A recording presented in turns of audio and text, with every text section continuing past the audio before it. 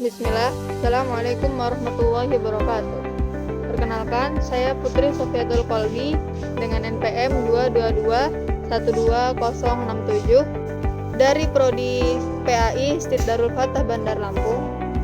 Video ini saya buat untuk memenuhi tugas ujian akhir semester dari mata kuliah Ilmu Pendidikan Islam yang diampu oleh Ustazah Munawaroh MPDI.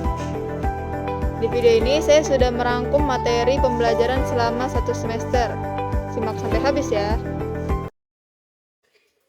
Pertama, konsep dasar ilmu pendidikan Islam.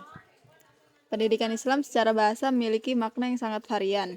Perbedaan ini tidak terlepas dari banyaknya istilah yang muncul dalam Al-Quran dan Al-Hadis sebagai sumber rujukan utama pendidikan Islam yang menyebutkan kata kalimah yang memiliki konotasi pendidikan atau pengajaran. Menurut Hasan Langgulung, mendefinisikan pendidikan Islam sebagai suatu proses penyimpanan generasi muda untuk mengisi peranan, memindahkan pengetahuan dan nilai-nilai Islam yang diselaraskan dengan fungsi manusia untuk beramal di dunia dan membuahkan hasil di akhirat. Definisi pendidikan Islam adalah pengenalan dan pengakuan yang secara bertahap dan ditanamkan ke dalam hati manusia. Konsep pendidikan Islam terbagi menjadi 4, yaitu at-tarbiyah, at-ta'lim, ta'dib, dan ar-riyadhah. Pendidikan agama Islam bertujuan untuk mengubah seseorang menjadi manusia yang mencerminkan ajaran Islam dan didedikasikan untuk Allah. Atau inti dari tujuan pendidikan Islam adalah untuk mendidik manusia. Selanjutnya, sumber dan dasar ilmu pendidikan Islam. Pendidikan Islam bersumber pada 6 hal. Pertama, Al-Quran. Kedua, As-Sunnah. Ketiga, Ijma', kesepakatan para ulama. Keempat, Mashalat al-Mursalah, kemaslahatan umat. Kelima, Urf, kebiasaan atau tradisi masyarakat. Dan yang keenam, Ijtihad, hasil para ahli dalam Islam. Dasar pendidikan Islam. Makna konseptual dalam pendidikan konseptual merujuk pada gagasan, pemikiran, dan ide-ide yang membentuk landasan pendidikan dan memastikan adanya dasar yang kuat. Hal ini penting untuk memastikan bahwa pendidikan yang diberikan memiliki dasar yang kokoh dan fundamental. Jenis-jenis dasar pendidikan Islam. Pertama, religius. Kedua, filsafat Islam. Yang ketiga, ilmu pendidikan. Dasar ilmu pengetahuan meliputi 1. Ilmu psikologi. 2. Ilmu sejarah. 3. Ilmu sosial budaya. 4. Ilmu ekonomi. Kelima, ilmu politik. Dan yang terakhir, ilmu administrasi. Tujuan pendidikan Islam, pendidikan nasional, dan pendidikan barat. Pendidikan Islam melibatkan pengembangan integral individu secara spiritual, moral, dan intelektual sesuai dengan ajaran agama Islam. Ini mencakup pemahaman mendalam terhadap Al-Quran dan Hadis, serta pengembangan akhlak yang baik dan penguasaan pengetahuan agama. Pendidikan barat adalah sering menekankan pada pengembangan ilmu pengetahuan, keterampilan, dan pemikiran kritis. Tujuannya lebih terfokus pada pemahaman dunia fisik dan sosial melalui metode ilmiah, pengembangan keterampilan berpikir rasional, dan mempersiapkan individu untuk berkontribusi dalam masyarakat yang berbasis pengetahuan. Pendidikan nasional adalah Indonesia mempunyai suprasistem, yaitu pembangunan nasional yang bertujuan untuk mewujudkan masyarakat Pancasila yang adil dan makmur, yang merata material dan spiritual, yang modern dan memiliki institusi yang mantap dan teknologi yang maju, yang berdasarkan kekeluargaan dan yang dalamnya berlangsung keselarasan, keserasian, dan keseimbangan. Sistem pendidikan Islam dan sistem pendidikan nasional. Sistem pendidikan Islam mendidik melalui ajaran dan nilai-nilai Islam. Pendidikan tidak hanya mengacu pada aspek akademik, tetapi juga nilai-nilai moral dan spiritual. Dalam konteks ini, fokus utama pendidikan Islam adalah membentuk individu yang memahami dan menerapkan prinsip-prinsip Islam dalam kehidupan sehari-hari.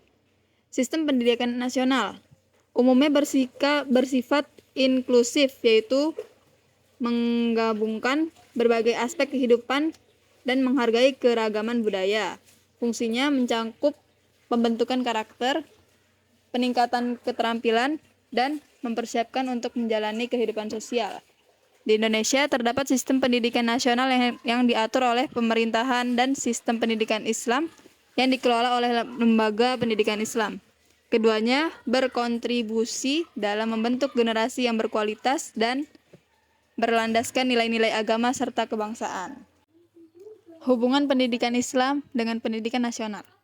Hubungan antara pendidikan Islam dengan pendidikan nasional adalah erat satu sama lain. Pendidikan Islam merupakan bagian penting dari sistem pendidikan nasional. Salah satu tujuan pendidikan nasional adalah menjadikan manusia seimbang dari segi intelektual dan pendidikan yang berdasarkan nilai-nilai agama kepada Tuhan Yang Maha Esa. Maka pendidikan Islam sangat berperan dalam mencapai tujuan pendidikan tersebut.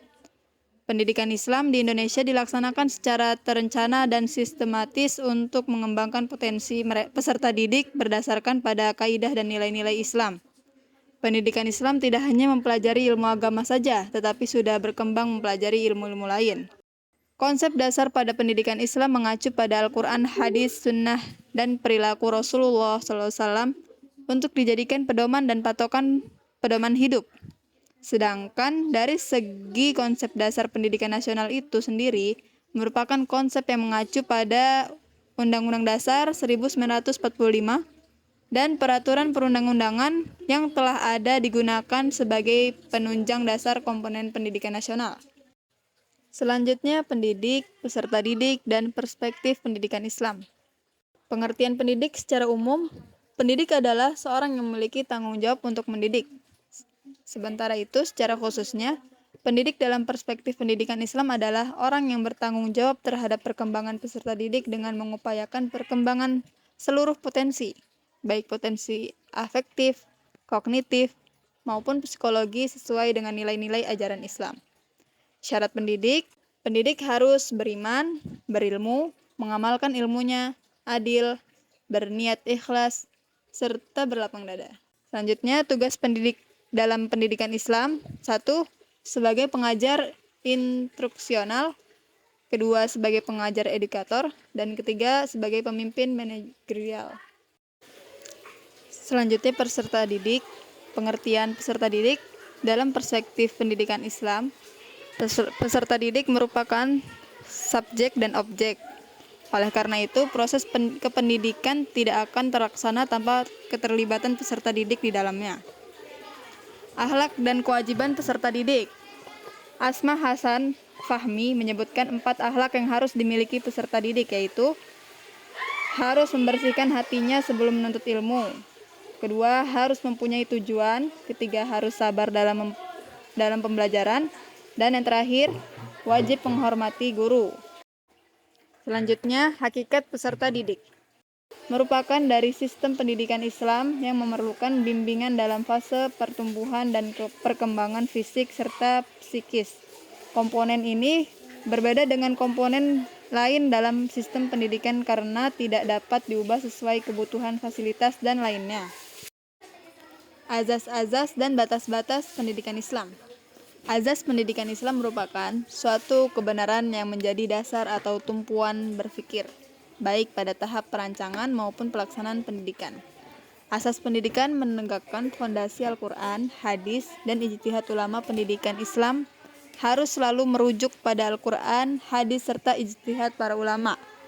Sebab asas pendidikan Islam tidak terpisahkan dari tujuan pendidikan tersebut, yaitu untuk membentuk kepribadian baik, jasmani maupun rohani yang berasaskan Islam. Ada 6 asas pendidikan. Pertama, asas historis. Yang kedua, asas sosial. Yang ketiga, asas ekonomi. Keempat, asas politik dan administrasi. Kelima, asas psikologis. Dan terakhir, asas filsafat. Batas pendidikan. Pendidikan Islam memiliki batas dimulai dan berakhirnya pada manusia muslim. Menurut Ki Hajar Dewantara, pendidikan dimulai sejak anak lahir dan berakhir setelah mencapainya kedewasaan. Sedang menurut John Dewey, pendidikan dimulai sejak lahir dan berakhir sampai mati. Adapun batas-batas pendidikan tersebut diantaranya Al-Quran, As-Sunnah, dan Ijtihad. Selanjutnya, pendekatan, strategi, metode, dan teknik dalam pendidikan Islam. Strategi pembelajaran adalah suatu kegiatan pembelajaran yang harus dikerjakan guru dan siswa agar tujuan pembelajaran dapat dicapai secara efektif dan efisien. Sedangkan metode pembelajaran adalah cara yang digunakan untuk mengimplementasikan rencana yang sudah disusun dalam bentuk kegiatan nyata dan praktis pembelajaran. Teknik pembelajaran adalah sebagai cara yang dilakukan untuk implementasikan suatu metode secara spesifik.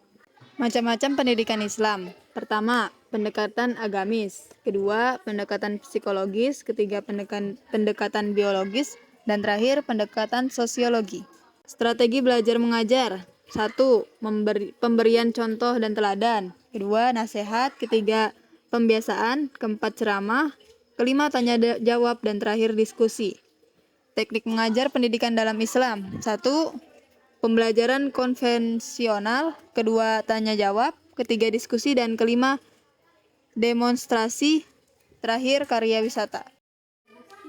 Berikutnya, komponen media dalam pendidikan Islam dan kurikulum pendidikan Islam.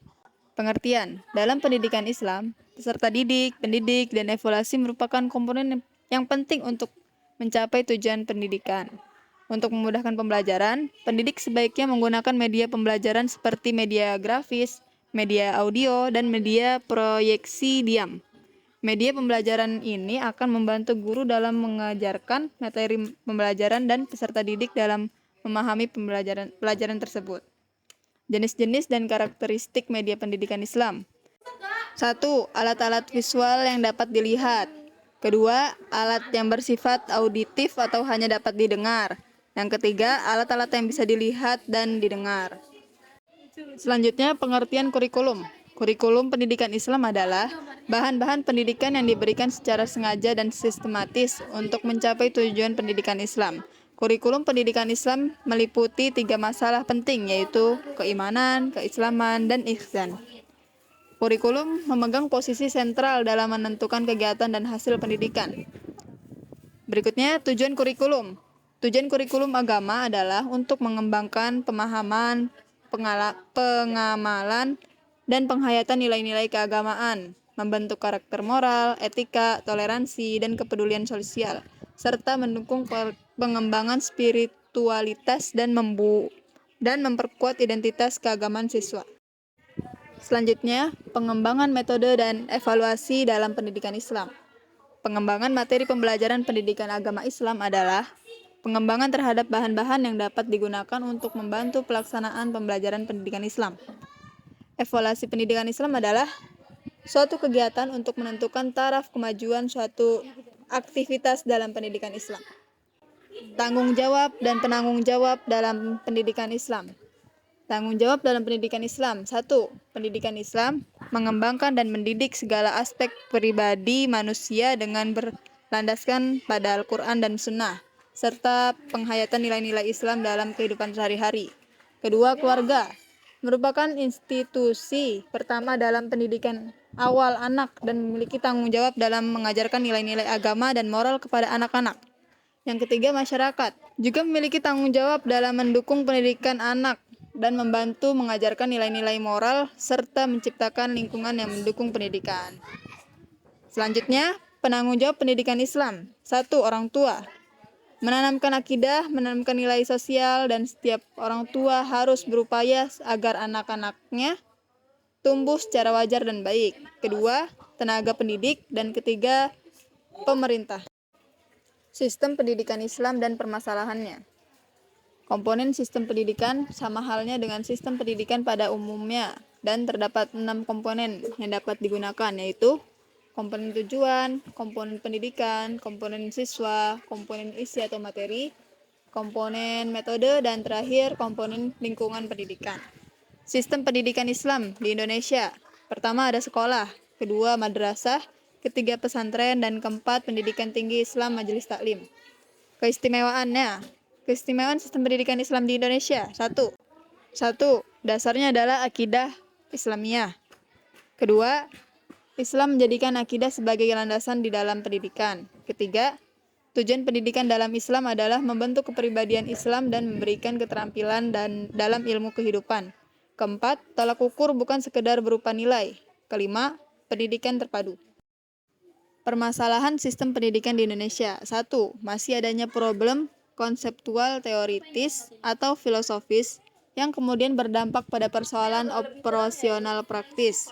Kurangnya respon pendidik Islam terhadap realitas sosial sehingga peserta didik jauh dari lingkungan sosio-kultural mereka. Kedua, pemisahan antara ilmu agama hendaknya segera dihentikan dan menjadi sebuah upaya penyatuan keduanya dalam satu sistem pendidikan integralitis. Selanjutnya, periode pendidikan Islam. Pada zaman Rasulullah SAW, pendidikan Islam dilaksanakan pada 2 periode, yaitu periode Makkah dan periode Madinah. Periode Makkah sebagai fase awal pembinaan pendidikan Islam dan berpusat di Makkah, sedangkan periode Madinah sebagai fase lanjutan pembinaan pendidikan Islam dan sebagai pusat kegiatannya. Pendidikan Islam di era revolusi 4.0, industri dan di era merdeka belajar. Pendidikan Islam di era revolusi industri, teknologi dan pembelajaran. Integrasi teknologi dalam metode pembelajaran Islam untuk meningkatkan efisiensi dan keterlibatan peserta didik. Keahlian digital. Pendidikan Islam memberi perhatian pada pembentukan keahlian digital sesuai tuntunan di era digital ini. Pendidikan Islam di era merdeka belajar. Autonomi pembelajaran. Pendidikan Islam mendorong peserta didik untuk mengambil peran aktif dan proses pembelajaran sesuai dengan minat dan bakat mereka. Fleksibilitas kurikulum. Penyesuaian kurikulum pendidikan Islam agar lebih responsif terhadap kebutuhan individual dan perkembangan zaman. Sekian dari saya. Maaf bila banyak kesalahan dan kekurangan. Saya akhiri. Wassalamualaikum warahmatullahi wabarakatuh.